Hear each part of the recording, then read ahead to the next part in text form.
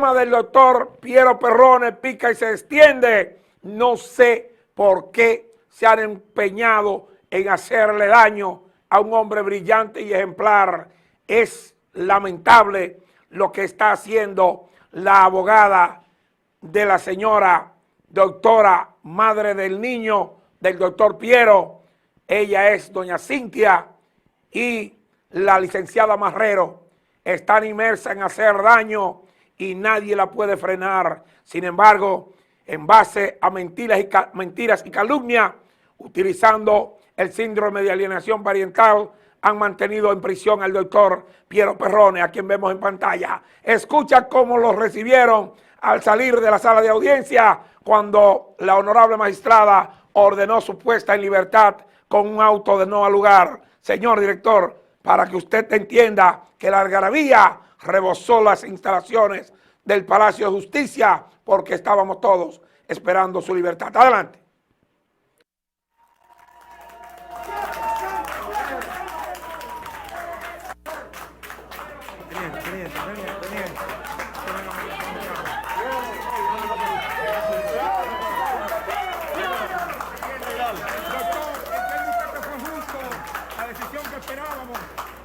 Justicia, se hizo justicia terrenal y justicia divina.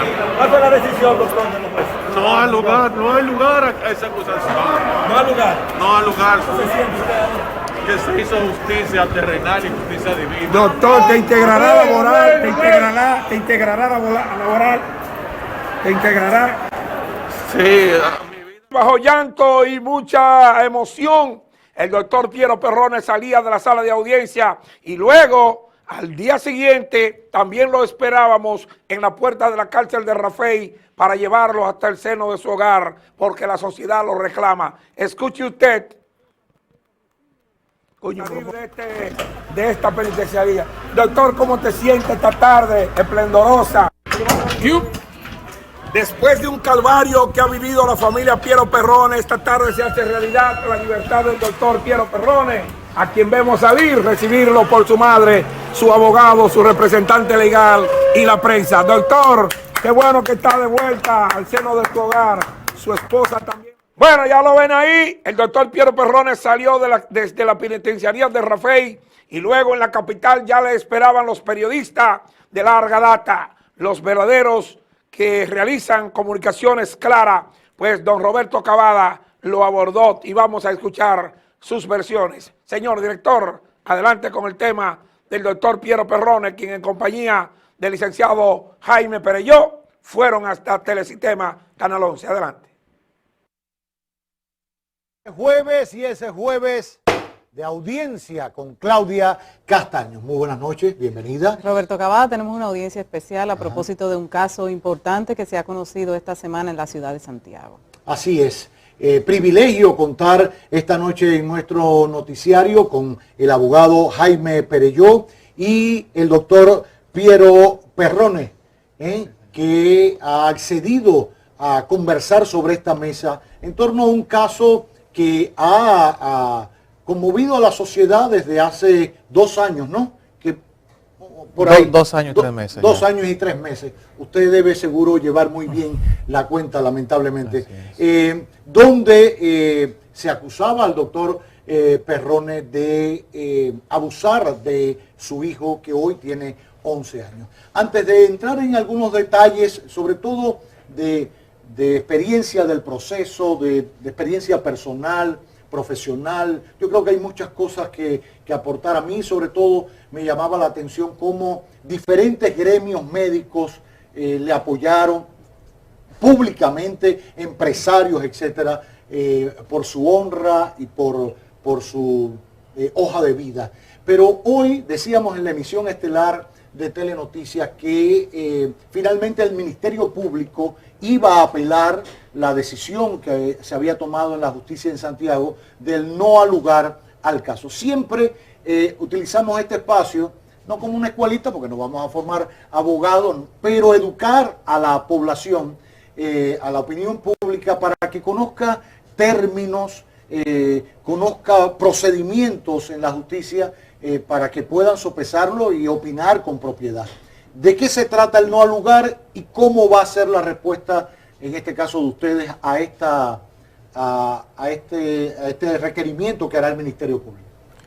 Primero, señor Cavada, agradecerle a usted y a Claudia por habernos invitado a su programa. Y en cuanto a su pregunta, pues el auto de no al lugar lo que hace es que pues archiva el proceso del doctor y lo que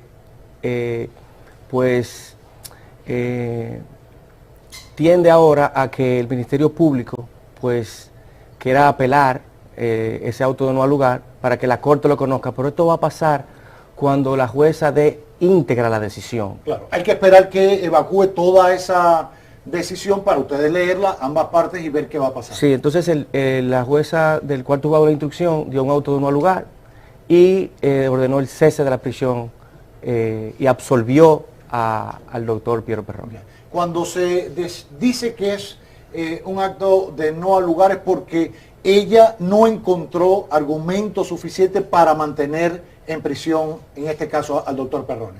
Eso es lo mismo que dice el dispositivo de su fallo. De su fallo. No encontró pruebas suficientes y no puede incorporar nuevas. Ya, así de sencillo. Cuando se produzca, si se llega a producir, aunque lo han anunciado, el sometimiento para esta revisión ¿cuál es apelación. La apelación del acto de no al lugar, ¿el doctor se mantiene en su libertad o tendrá que regresar a prisión?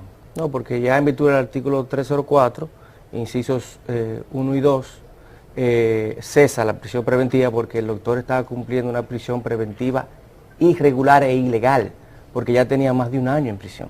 Claro. Entonces, ya cuando se ordena el cese de la prisión preventiva, no puede volver a prisión, en cuanto a la medida de coerción se refiere. Jaime, durante el proceso, ustedes hacían de conocimiento público, la barra de la defensa del doctor, que no le querían recibir las piezas documentales de las pruebas, que había inconveniente en que a ustedes se le conociera sus pruebas. ¿Qué ustedes pueden explicarnos sobre eso? Porque eso se comentaba, pero no sabíamos en detalle a qué piezas ustedes se referían. Bueno, nosotros, cuando al doctor se le impone la medida de coerción de prisión preventiva en diciembre del año 2019, que es cuando la sociedad conoce este caso, inmediatamente nosotros comenzamos a solicitar varios anticipos de pruebas. Entre ellos solicitamos que se interrogaran a los psicólogos, se interrogara por los psicólogos, que se ordenaran los informes de psicólogos de los colegios, que tratamos de, cuando conseguimos el supuesto estudio que le había practicado la madre, que no nos lo querían dar, en violencia de género, solicitamos que se hiciera un contraperitaje de esa prueba. Todas las pruebas que solicitamos fueron negadas, excepto realizarle una prueba por el experto, por excelencia, de saber si en realidad ese menor había sido abusado sexualmente. La Fiscalía autorizó, pero nunca la logramos practicar. Entonces la solicitamos tanto a la Fiscalía como al juez de garantía, fue negada, y ya cuando llegamos a la audiencia preliminar, luego de una acusación, que la jueza del cuarto juzgado de instrucción, que fue la misma que dio la decisión, pues ordena a que se practique la prueba, y no es meses después, casi 2 años, desde que la solicitamos la primera vez, que logramos practicar la manometría anorrectal, que es la prueba por excelencia para saber si ese menor había sido agredido.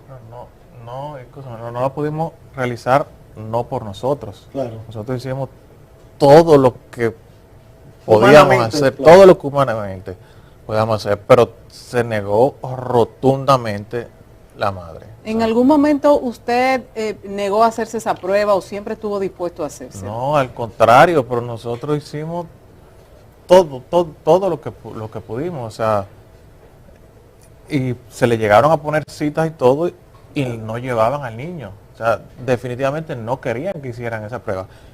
Y la objetan en marzo del 2020, la Fiscalía no insiste en que se haga, la ordena después la jueza, vuelven y la objetan, la objeta también la Fiscalía. Fue extremadamente difícil. Duramos 1 año y 10 meses aproximadamente desde que se solicitó la prueba hasta que se pudo hacer. Cuando a los medios de comunicación sale la noticia del auto de no al lugar, transcribieron algunas de las motivaciones orales que dio el tribunal. Y entre ellas nos llamó la atención tanto a Cavada como a mí, que dice la nota que se probó el síndrome de alienación parental. Para quienes no lo saben, no aparece en la legislación dominicana, pero sí en muchas legislaciones internacionales, y es algo que se comprueba mediante perfiles psicológicos y pruebas psicológicas. Nos gustaría, Jaime, que abundaran un poco sobre eso, porque para la jurisprudencia dominicana es algo novedoso. Y no solamente novedoso en el caso del doctor, ya hay colegas amigos que en San Juan de la Maguana, en el mismo Santiago, en la Corte de Apelación, se ha visto casos como el del doctor Piero Perrone. Es bueno que ustedes le explican al público lo que significa el síndrome de alienación parental. El síndrome de alienación parental no es más que cuando un padre utiliza a un hijo de ambos para hacerle daño a ese padre, al otro. Exacto. Y es algo muy común en Europa. Y hay mucha jurisprudencia sobre la misma. Sobre todo española, sí. Pero aquí en República Dominicana va a crear un precedente este caso del doctor Piero Perrone. Porque es un síndrome de alienación parental desde el inicio del caso para hacerle daño al doctor Piero Perrone. Utilizar al niño para hacerle daño. De hecho, leía que llamaba la atención a los jueces que han visto el caso, que el niño podía recordar, me excuse que hable de esto, pero realmente para que la gente tenga una idea, podía recordar o decir o haber dicho o testificado dónde vivía, acá en la capital, o cuando visitaba a su papá, que había una panadería en la esquina. Sin embargo, nunca podía decir con exactitud en qué lugar, cuándo y cómo había sido ultrajado. Y llamaba la atención que, por un lado, supiera mucho de la casa, los adornos que tiene, sin embargo, el momento o lo más crucial, que es lo que le da fundamento a la acusación, nunca pudo decir fue aquí o pasó esto o hizo esto de manera probatoria o tangible. Bueno, lo que pasa es que el Ministerio Público lo que hace es que dice que ese niño estaba siendo abusado sistemáticamente. Claro. No, es el Ministerio Público que lo dice y la parte querellante. Entonces eso quiere decir que fue muchas veces. Entonces dice la magistrada, cuando está motivando su fallo, el niño, claro está como usted dice, recuerda muchas cosas, que vive en un 5º piso, qué color, etcétera, pero no se acuerda dónde se produjo, cómo se produjo, y ese es el primer elemento del fallo que ella da, que es la formulación precisa de cargos.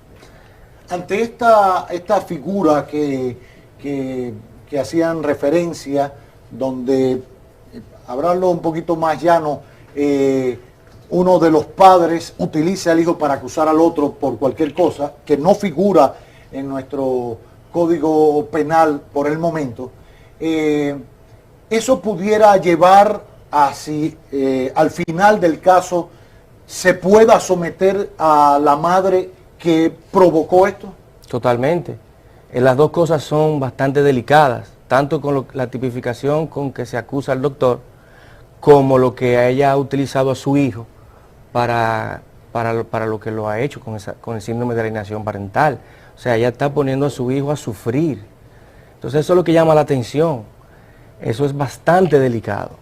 ¿Eso habría que esperar a que el Ministerio Público reaccionara ante eso o ustedes lo harían? Lo podemos hacer nosotros. Lo decide el doctor. Y es un llamado que le hacemos también a la Procuraduría General de la República en cabeza de la magistrada Miriam Germán Brito.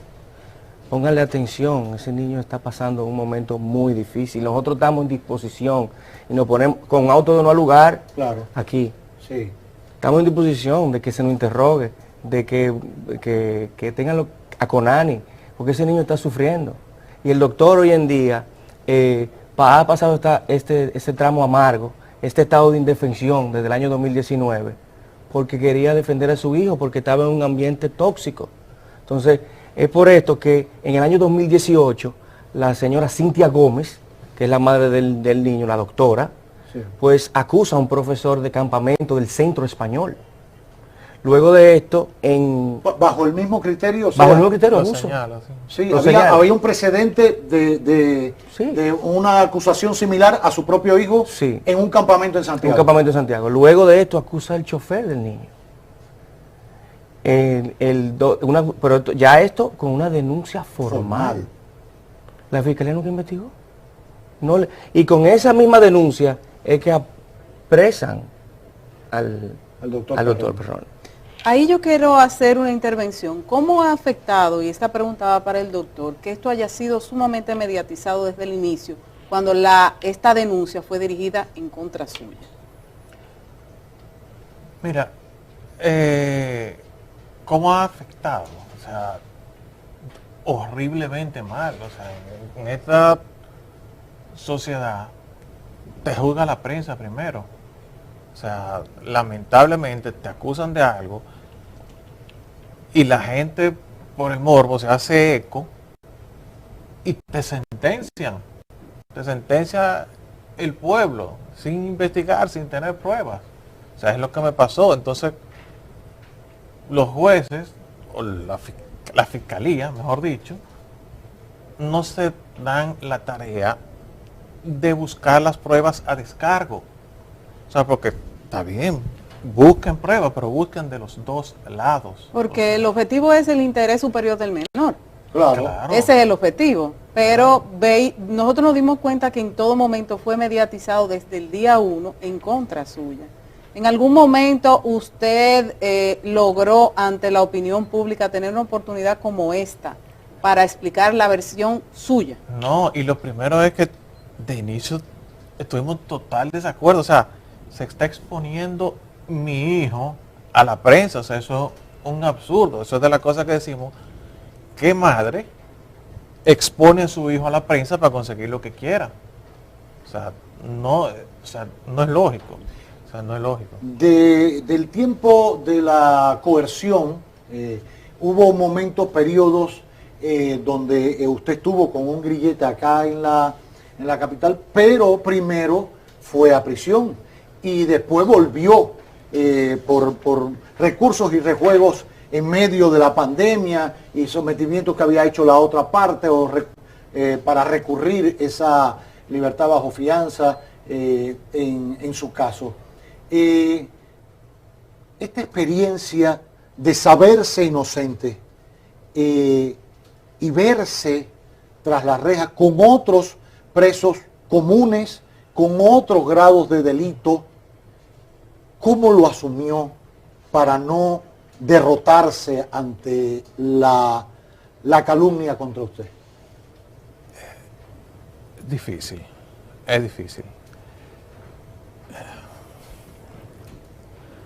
Pero primero, Dios, lo que te da más fortaleza. Y lo segundo, cuando tú ves que tú tienes una acusación tan fea y tantas personas te apoyan, tú dices, no me puedo dejar caer. Tengo que seguir y ser firme. ¿Qué experiencia sacó de su paso por la prisión? Hablábamos antes de comenzar que había conocido casos similares de acusaciones con otros intereses mal fundamentadas que tenían bajo o tras las rejas a gente inocente, que se declaraban inocentes y que podía eso convertirse en una norma.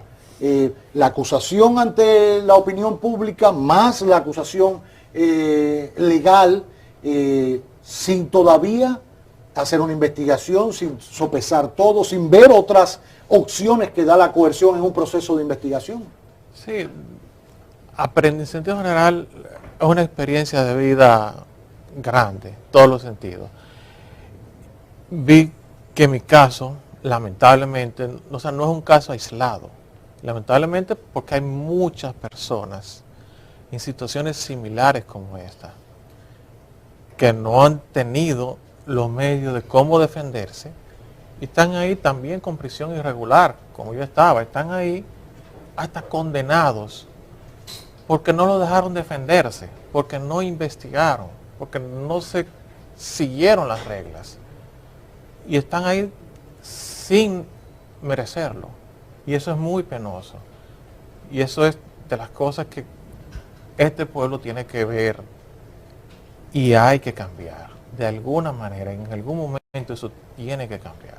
Doctor, en la barra de su defensa, a mí me llamó la atención que estaba su mamá. Sí.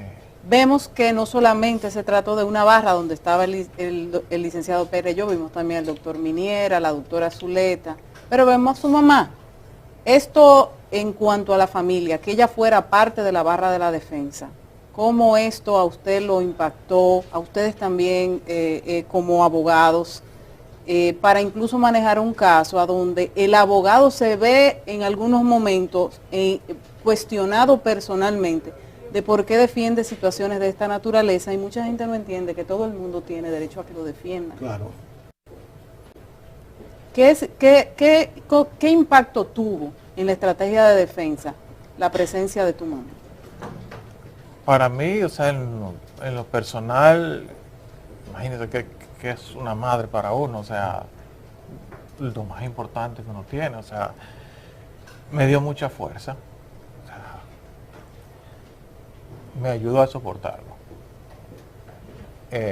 Y desde la parte jurídica, o sea, atenta absolutamente todo. Evidentemente ella delegó Jaime y el resto de los colegas, Miguel, Laura, que estuvieron con nosotros, la doctora Zuleta, el doctor Ureña, delegó en ellos la función del día a día, y todo eso. Yo estaba básicamente con mi madre, en fin, empapada de todo y tratando de que no se escapara nada, tratando de coordinar.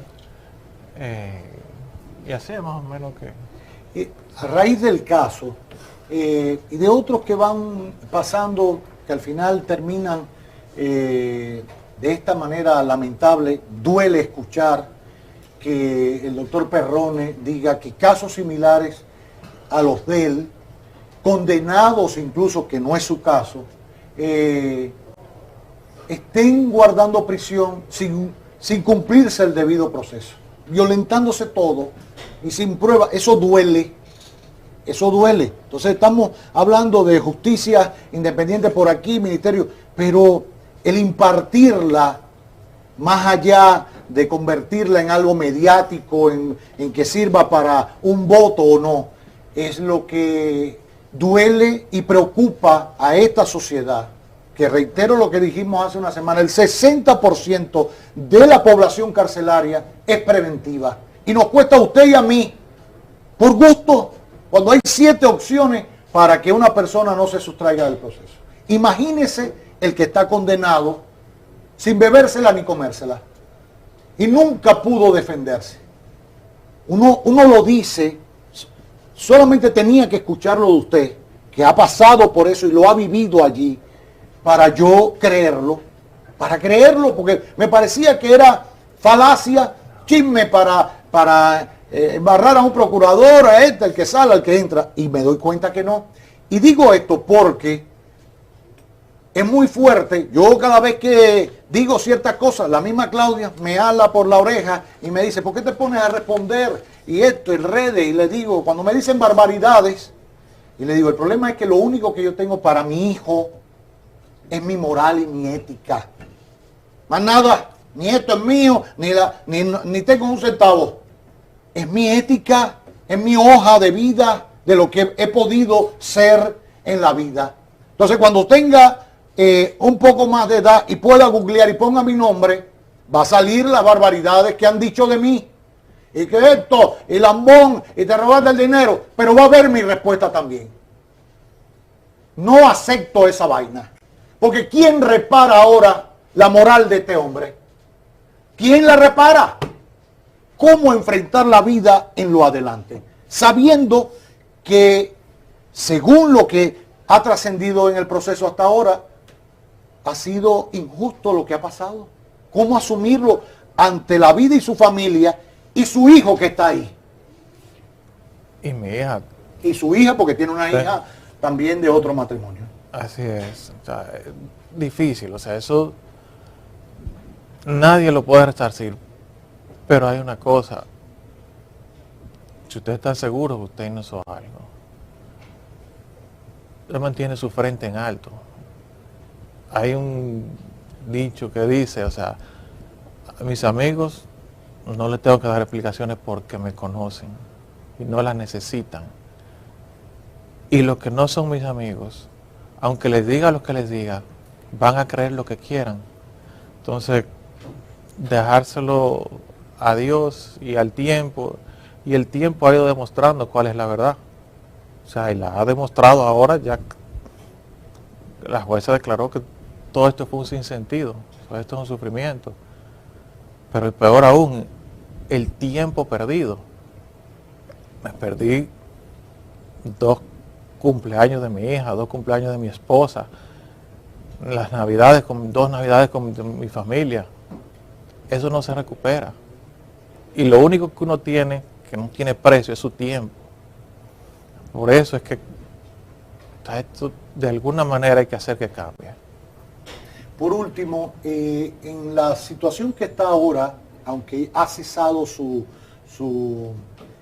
prisión y el proceso no ha concluido, ha habido un auto de no al lugar que ahí concluye, porque si la jueza dijo, esto no prospera nada, esto no, nada demuestra esto, termina, pero se va a otro proceso ahora. ¿En algún momento él podrá ver a su hijo? Bueno, ahora mismo no se ha tocado ese tema, pero sí, entiendo que sí, que esa es una de las cosas que él ha sopesado, porque en su momento, para no tener que develar nuestras estrategias, vamos a hacer lo propio para que él pueda volver a ver a su hijo. Porque esa es la parte también que hay que recuperar. Que conozca su amor, su hijo, que se le ha coartado por años en medio de una acusación infundada hasta ahora. Tiene desde principios de año del 2019 que no ve a su hijo. Así es. Antes de despedirnos, doctor, Cavada comenzaba la entrevista comentando que le llamaba la atención que tanto su gremio como sus pacientes, como mucha gente en Santiago sobre todo, lo apoyaba abiertamente. Eso difícilmente en un caso de este contexto uno lo ve. ¿Cómo usted se siente frente a su práctica profesional que supongo retomará? Mira, o sea, eso sucede porque para bien o para mal, este país es pequeño. Todo el mundo conoce la trayectoria de cada uno, cómo ha sido cada uno. Y cuando alguien dice, no, o sea, eso no puede ser así, no lo conozco, no puede ser así, te apoya incondicionalmente, aún en una acusación tan horrible, como usted dice. Hay personas que dan su cara, personas de mucho prestigio. Y eso, lo que le decía, eso es lo que le da la fortaleza a uno de decir, o sea, yo tengo que soportar, porque hay momentos que uno se derrumba y cuando uno ve que no le acepta las pruebas, que la cosa no avanza, el tiempo allá adentro es lento. No es fácil, pero ese apoyo, o sea, eso, Dios mandándole mensajes a uno de que tiene que seguir, y agradecido infinitamente de todos los pacientes, los médicos, los amigos, empresarios que se prestaron a dar su cara por uno, que creyeron en uno y que gracias a Dios pudimos demostrarle que tuvieron razón en apoyar. Así es. Bueno, importante testimonio. Agradecer a Claudia por haberlos invitado y a ustedes por aceptar esta invitación, al doctor Jaime Perelló, abogado, y al doctor Piero Perrone, por el testimonio, por lo que hemos seguido aportándole a nuestra audiencia televisiva, y sobre todo el mensaje de cara al futuro de la impartición de justicia en nuestro país. Dios quiera que uno no tenga nunca que pasar por este ni por ningún otro proceso en la justicia, ni por robarse una flor. Porque si no hay todas estas garantías, si no hay un debido proceso, ¿a qué justicia podemos aspirar? ¿No nos merecemos eso como pueblo? No nos lo merecemos. Entonces, que que sirva esta conversación como reflexión para todos. En nuestras familias,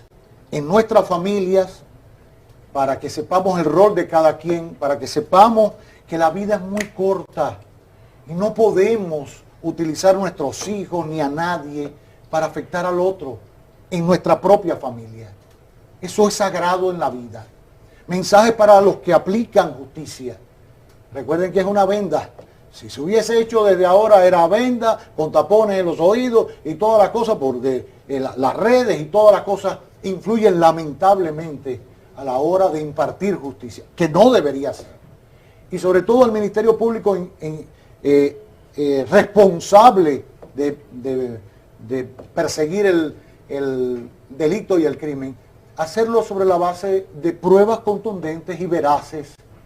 No hay que buscar un titular a partir de un caso que no sea cierto. Eso no le aporta a la familia como núcleo importante de esta sociedad. El descreimiento sería fatal si queremos tener una mejor sociedad, que se crea en el sistema completo de justicia, Ministerio Público, justicia, jueces, para que no se repitan casos como el que ha vivido el doctor Piero Perrone. Gracias, infinitas gracias por su testimonio. Gracias a ustedes. Y Dios les bendiga siempre. Gracias, doctora, a usted también. Hasta una próxima audiencia, cada vez.